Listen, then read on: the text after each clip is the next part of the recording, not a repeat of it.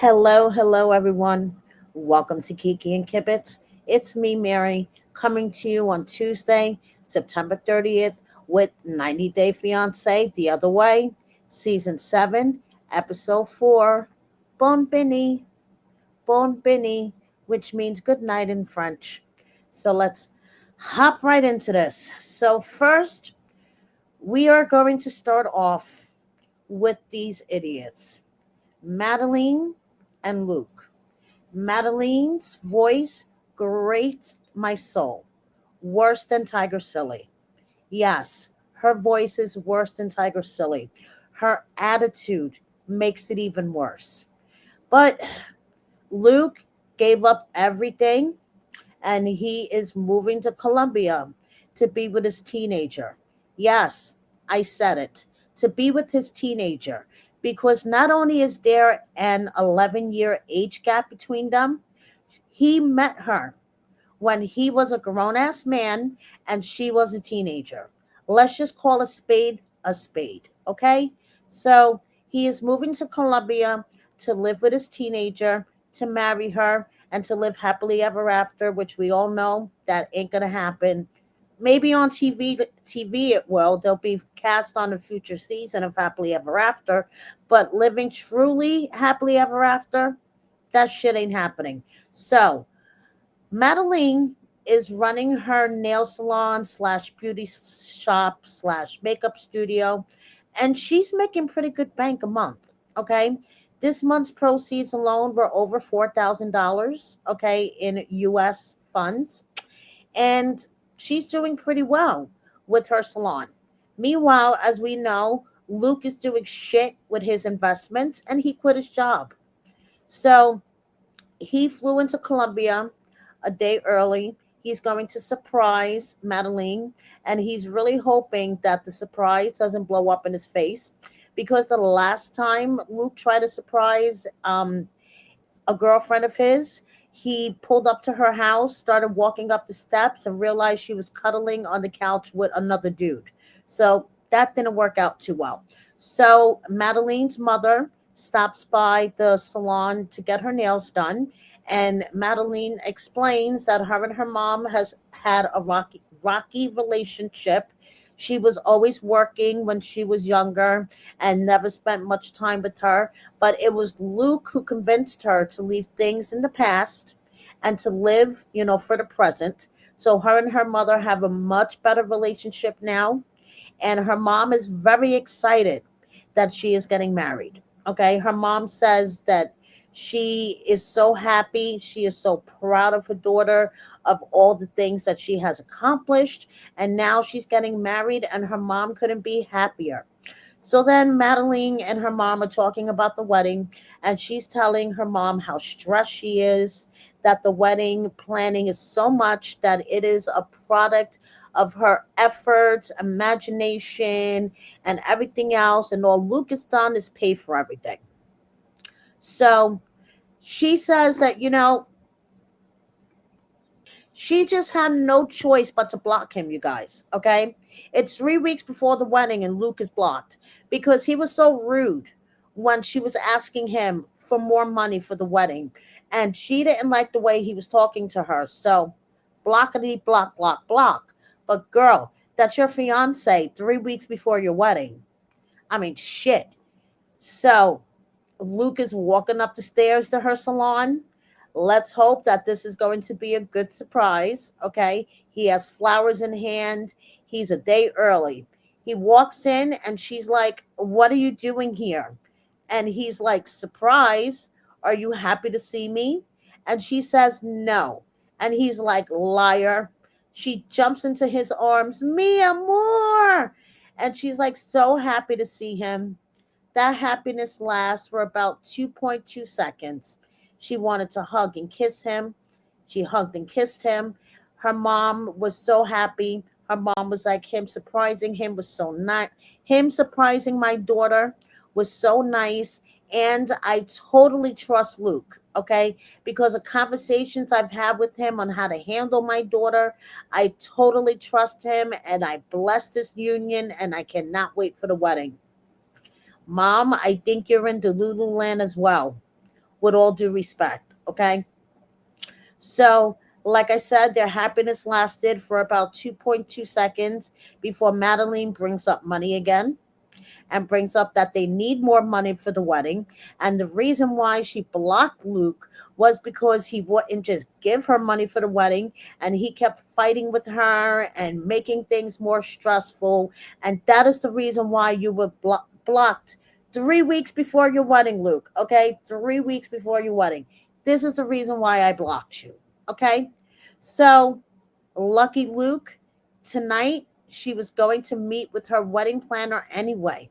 So he gets to meet with the wedding planner, figure out what's going on with the finances, because he feels like there's some miscommunication, maybe misappropriation of something, of some funds that was sent over. So he's like, okay, cool.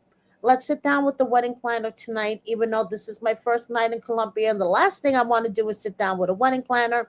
But let's get this out of the way so I can figure out where the fuck my money went. They pull up to Madeleine's house.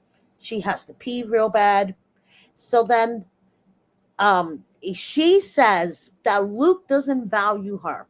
Luke doesn't value how much time, effort, everything she's put into this wedding. She's been tracking all of the expenses, okay? But for some reason, Luke doesn't value it at all.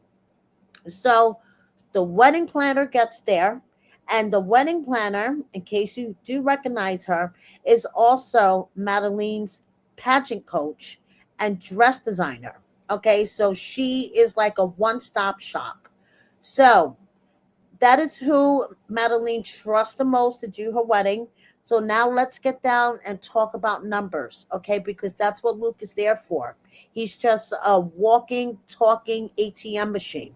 So let's talk about numbers, Luke. There is lots of talk about money and finances, and Madeleine is like, this is the person that is responsible for everything that's late, okay? But then when we get down to the nitty gritty with numbers and payments and everything like that, Madeleine gets stressed. She gets stressed. She walks away from the table, and she is one nasty bitch, okay? She grabs this jar of hazelnut spread. It's kind of like Nutella. I zoomed in on the jar to see if it was peanut butter or hazelnut spread. It's hazelnut spread. And she sticks her gnarly, nasty ass nails directly into the jar and is like licking the shit off her fingers. I'm sorry. This is not normal, okay? This is not how, in my opinion, a mature woman responds to a stressful conversation. You go and get a jar of Nutella and you eat it with your fingers. Yes, maybe grab a jar of Nutella and a spoon, but your finger, like you dip your nails. I can imagine what lives under her nails, okay? Because my nails aren't anywhere as long as her nails are. And there are times that I have to scrub stuff out from under my nails when I'm washing my hands, okay? So I can imagine how nasty. And she's just licking it off her finger. Girl, that was fucking nasty. And all this talk about numbers and payments and what the wedding planner did receive and didn't receive made my head fucking spin. And I am really thinking that Madeleine misappropriated funds, told Luke, okay, send me X amount of dollars and I'm going to use X amount of dollars for the wedding. And she decided to use it for something else. She said it was funneled to the property, to pay her rent, etc., etc. Well, all the wedding planner knows is that they need to come up with $4,000 within the next 2 days, or the wedding's going to be canceled. Okay, there's people that need to be paid. The wedding's going to be canceled, and Luke only has the $3,000 that his dad gave him. Seriously, dude, You moved down to Colombia without a penny in your pocket. If your dad didn't give you the $3,000 check at the airport, you would have really been fucked. Seriously, dude? Okay. So he's like, mi amor, I don't have any more money. I only have this $3,000. I'm sorry, mi amor. Okay. And, the wedding planner's like, well, if it's $4,000 that you guys owe, and you could only come up with 3,000, that means that something's gonna have to be cut out. And Madeleine's like, wait, what, wait, what are you talking about? Girl, I'm sorry.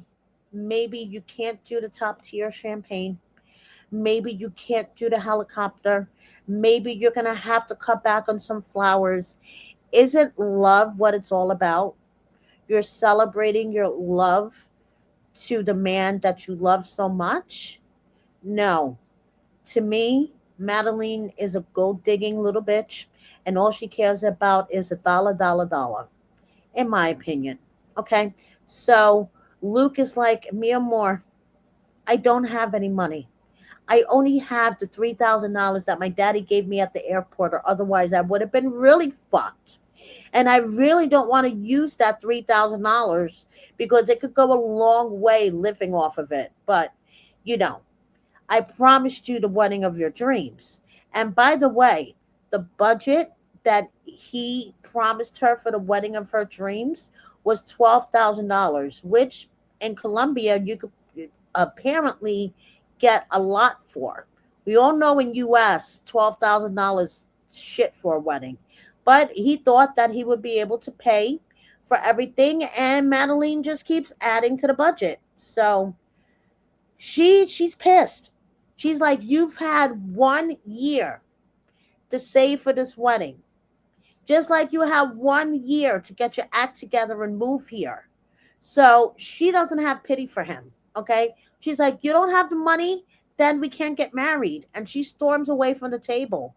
And the wedding planner is sitting there looking very uncomfortable. And I don't blame her. Luke, you know that I know that you know deep down in your gut that you are making a big fucking mistake. Okay? First of all, she is a teenager. When you met her, she was a teenager. She is only 20 right now when we're seeing you guys on the show. Okay, so this was filmed about a year ago. She was 20 then. That's younger than my son. Okay, and my son does not have the maturity of an old person like myself. Okay, because with age comes with life experience. And Madeleine is a child who eats hazelnut spread with her nails. Okay, moving on. Manon and Anthony. Okay, they are exhausted from a very, very long trip. I get it. Manon is emotional. She's exhausted. She just wants to get the fuck to her parents' house and get in bed. It's been a long day with traveling. Her and Anthony had that argument in the car where he said he felt like he was solo parenting before they got to the airport. So that was a punch in the gut. Then they were flying for like what, an 18 hours with a baby. So that was really fucking exhausting. And all the emotions of her being back in France after vowing 10 years ago to never return, she's exhausted and she just wants to go to bed. Her sister is at the house. She is happy to see everybody, but first of all, the house is a can of sardines, like she said, trying to squeeze, walking down these narrow hallways. They have big suitcases that they're trying to put in small bedrooms. And speaking of bedrooms, there's only one wall between Manon and Anthony's room and her parents' room. So that means no boom boom in the house. And this isn't the house that Manon even grew up in. This is her parents' downsized house. Okay, they sold her childhood home and downsized, and now Manon is back trying to squeeze into their downsized home. Her parents are overjoyed to have them there. They are so happy to have their grandson there. Okay, so I could tell you that much. Her parents are like, please come and all your 10 suitcases, we'll figure it out. So, like I said, Manon is exhausted. Anthony's exhausted. Even Ben is exhausted, but he's overstimulated. So he's probably not going to go to sleep anytime soon. But Bon Bini, Bon Bini, good night, everybody. So up in their bedroom, Manon tries to have a conversation with Anthony about what he said in the car before they got to the airport about the whole solo parenting thing and how much it hurt her. And honestly, the conversation went around in circles and there wasn't any resolution at the end of it. Anthony's like, that's how I feel, but I apologize. Manon is like, I want you to understand that that was a dagger to my heart because on top of everything else that I'm feeling regarding this move back to France and how I haven't been actively involved in our son's life because of my career so I could provide for our family and all these conflicting emotions that I have, and for you to say that to me is pretty fucked up. So like I said, the conversation didn't have much resolution. She was exhausted. She just wanted to go bumpini, and that's it. Okay. So now the next day, um, Anthony is trying to soothe Ben because he's a little cranky. If this is the home that they're living in with Manon's parents, all I have to say is oy vey. That is tiny. Okay. So she's unpacking. Okay. And she's like, one thing that has lift uplifted her spirit is seeing her parents interact with Ben and how much they're in love with Ben. And how Ben is warming up to them and the love between them. And that is one thing that is, softening this blow of what she feels like is 10 step backwards, moving back in with her parents in France 10 years after she swore that she was never returning. Okay. So she's unpacking. She goes out to the garage, and the producer asks her, how do you feel after this, conversation last night with Anthony that you didn't get much resolution about? And she's like, I realize that I have a lot of flaws and that I need to fix my flaws as well. Back in LA, I used to ask all the time, can I help? What can I help with? What can I do? And Anthony is has told me numerous times that he just needs me to stop asking and just do. And I'm going to do that. I'm going to listen to Anthony's wants and needs and step up to the plate and just doing and just being more proactive. Okay. By the way, did I mention that she got shit sleep her first night? Okay, because Ben is so used to sleeping in bed with them, and he basically pushed Menon to like the corner, so she was like all like this. So she got total shit sleep. She is still trying to process being back in her parents' house, and she got to work things out with her husband. So there's a lot of shit on her plate right now. But the good news is, guys, she didn't ugly cry once this episode. Okay. And that is fantastic.